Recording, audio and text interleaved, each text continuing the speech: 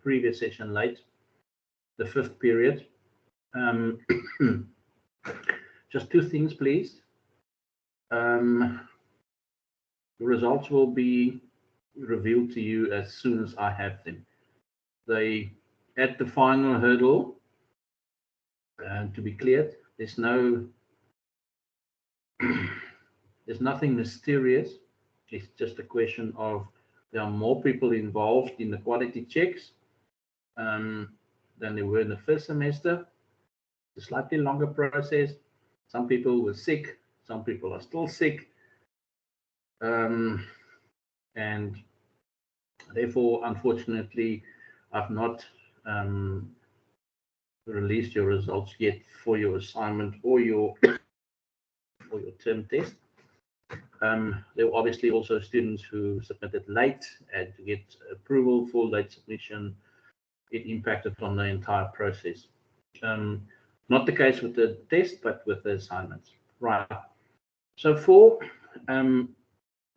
the test, and we will not complete the test today, obviously, because there were quite a number of questions. As a matter of fact, let me just open on one of my other monitors the paper itself. The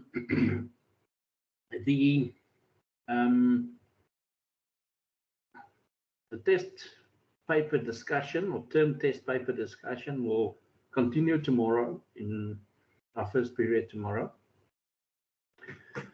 And then please also bring with you tomorrow to the sessions questions related to any of the chapters 1 to 15 plus chapter 17 that you want me to discuss with you or spend some more time on, just to clarify before you into your study week next week. Right. Also a reminder. Sir? Yes, Sasha. Yes. I just want to excuse myself for tomorrow's class, please. I won't be able to make it. But if I have any questions, then maybe I think I see you Friday. Yeah, Friday last period. Good. I'll see you then. Friday's good. Yeah. Cool. No if problem. I can make that session. Cool. I know that a majority of you are prioritizing. The majority of you are trying to balance and juggle more than just 2 or 3 balls at the moment. Almost at a level that you're good enough to enter America's Got Talent. No, I'm quite aware of it. And thanks for letting me know. I will not mark you absent. I'll mark you with an excuse then for tomorrow. Or absent of the reason. Just another reminder before we resume with the discussion of the question by question of the test paper that you wrote. Class test. Only 4 students have done the class test number 4. I posted an announcement last week. Class test is available, has been available since Monday, still available today, still available the whole of tomorrow, only closes tomorrow evening at 12. Okay. Class test 4 on the last 4 chapters that we did. Right. The test that you wrote.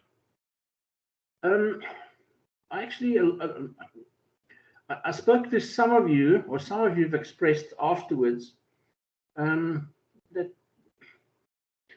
you had trouble with some of the questions, but it wasn't that bad. In general, I look at 2 things when I grade a test paper. I look at, because we've got that luxury of Canvas displaying the time it took you to complete the test. So I could see that, and I use that as a guideline as well. If a 3-hour paper is finished in 65 minutes, then I know the student either didn't prepare or that the paper was too difficult for them and they just didn't know. Yeah, they didn't have answers to all the questions. The fact that your exam in November, my apologies, the 9th of November, is going to be an open book again. And as the session on Monday For those that did not attend Monday session, you have a look at that recording, also look at the PDF that comes with it.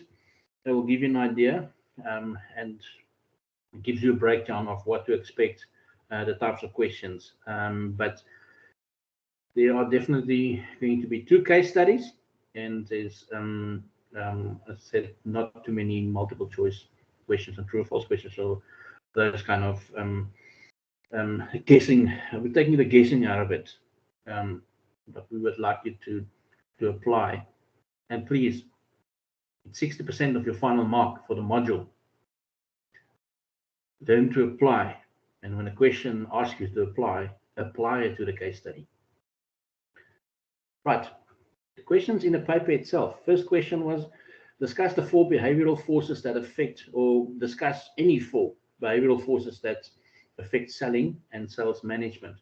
Not too many students, if any, had problems with this. You could select any 4 that you got 2 marks for. On the screen it says select any 3. It actually select any 4. You had to select any 4 of these, and you got 2 marks for each of them. The popular ones were verbalization, expanding power of major buyers, ethical considerations, rising consumer buying expectations. In a nutshell, people, basically what it means is you interpreted the question correctly, and you provided me with the behavioral forces as you'll find on page 113 to 115 in your textbooks. And they will be the 5 ones that you have on the screen, and obviously students have selected any 4 of those 5. Fragmentation, basically, people, markets are broken up into different segmentations because there are so much more to choose from than there were 50 years ago. Market segmentation based on lifestyle and personality and culture and income has become very popular. And your specific marketing drives are targeted at those specific markets with specific products and brands that will satisfy the needs of those people, because a market segment basically consists of people with similar needs, similar interests, similar capabilities to actually pay for that product or abilities to pay for that product. Globalization of markets, anything along the line of businesses sometimes are forced, sometimes by luck. There's a global interest for a particular product, especially if it's something new and innovative, and you now want to, or like when in your case study, want to expand into a different country or countries. You just have to be aware of the challenges that come with entering international selling or entering international trading. Markets, the whole globe, because of the internet, has become very, very small. Just make sure that you adhere to the requirements of the particular countries that you are trading in, because those are some of the big challenges. Expanding power of major buyers, basically anything along the line of if you want to, because market has become so competitive, you now have to specialize to ensure that you capture the necessary consumers or sufficient number of consumers for you to be profitable or to remain profitable. And that sometimes means that once you have, and it ties in with what your key accounts are about. If you find one of those buyers that are contributing or who want to contribute largely to your turnover, in other words, they want to buy a lot and they want to buy it regularly, you sort of latch onto that, but that comes with specific expectations. They want VIP treatment because they're a VIP client. You are quite happy to do that. Anything along those lines, just to explain what expanding power of major buyers is. Ethical considerations. We know sometimes, traditionally, many companies train their sales staff in such a manner to be very aggressive and try to make the buyer feel uncomfortable and pressured to make a decision, where they should actually spend more time in training them in what is ethical selling practices. Rising consumer expectations.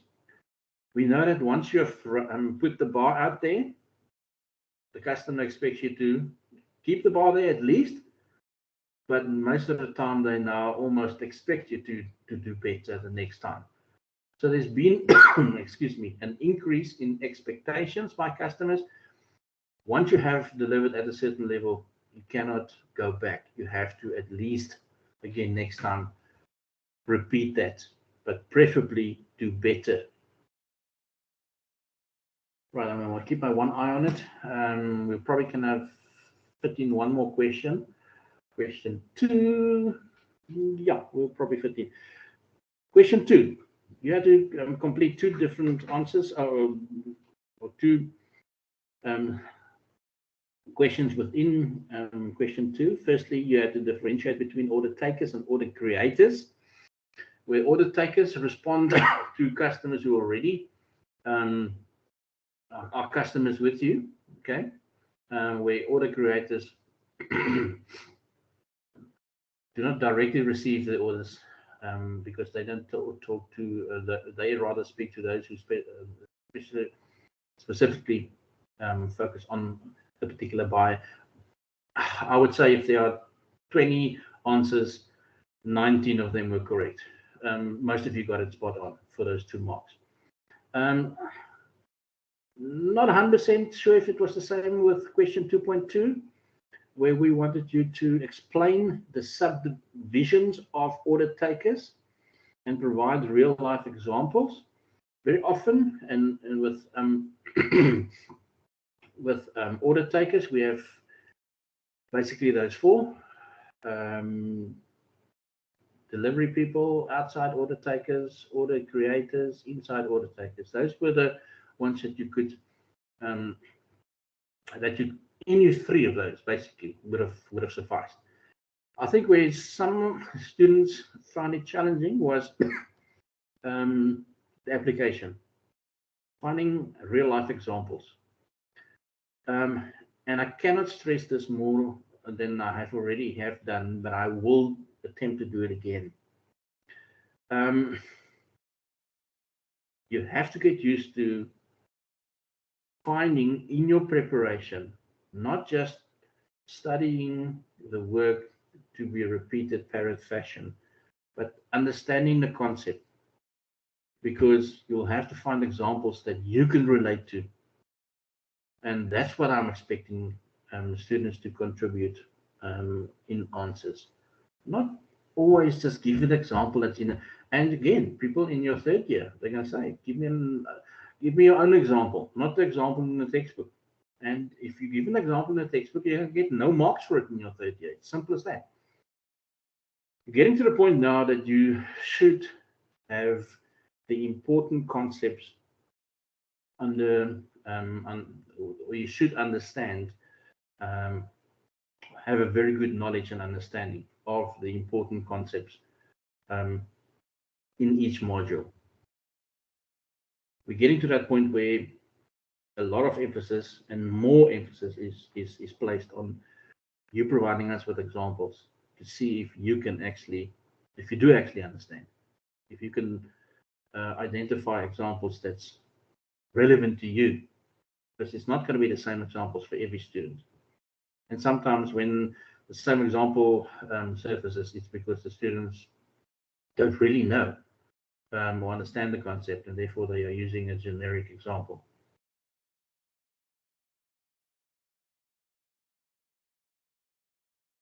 Make sure that you understand what each of those mean. Delivery salespeople, they don't get involved in selling. They're not trying to sell you something. They are trying to just get the product to you. Okay. Inside order takers, people who are basically just helping you finalize a transaction. You made up your mind when you walked into a shop, this is what you want. You go straight there, you try, you see different colors, try on different sizes. Nobody influenced you in making your final decision. You go to the till, that people or that person at the checkout is the person who's basically an inside order taker, because they're just completing the transaction. Outside order takers, they would be people who actually visit the client, often doing demonstrations for them to see, for them to understand how the product that they are interested in works. Order creators, they work, and that's why it's the best example would be the one of the medical rep, for instance. They do not sell to the doctor because the doctor does not sell the pills. The pharmacy does. But the doctor influences the pharmacist. The doctor would, in his script, if he believes this product is the correct one, will write it on his script, the one that goes to the pharmacist. Okay. Pharmacist might convince you to take a generic version of that product if he feels that that it's going to be equally beneficial but slightly more affordable or cheaper. Depends on the client. They're going to get the same result, or they're going to give you the same result. But a sales rep, therefore, is not going to try and the sales rep cannot sell the pills directly to you because they obviously are not certified to do that. The doctor also is not authorized or permitted to do the direct sales of a particular product because there are people who specialize and who are professionals in that field. Those are the pharmacists. And outside order creator would be then somebody like a sales rep who visits a doctor, drops samples, and say, next time, try this, or see, do some study, and it'll be great if you can recommend that next time. Okay, it's up to the doctor but the doctor is then the influencer in a case like that. People, I'm going to finish with this for today. I'm not going to go beyond question 2, also because in 5 minutes time I have a different class. So we'll go into the next couple of questions are true and false and multiple choice questions or matching column questions anyway. So they'll go quite quickly. But when we resume again, 7th period tomorrow, I will continue with the discussion of your test paper. Okay. Anybody, any questions at this point before I sign off?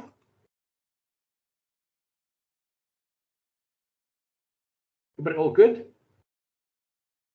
All good. Thank you, sir, for all the feedback. Okay. We'll chat again. Maybe not with you, Zaza, tomorrow. Definitely not with you tomorrow, but hopefully Friday. And for anybody else, watch out for the recordings and uploads onto Canvas. Okay. Have a nice day. Take care of yourselves. We will chat again tomorrow, 7th period. Yes, sir. Keep well. Yes, sir. Bye-bye. Thanks, Lydia. Thanks, Manalisa. Keep well. You too, sir. Cheers.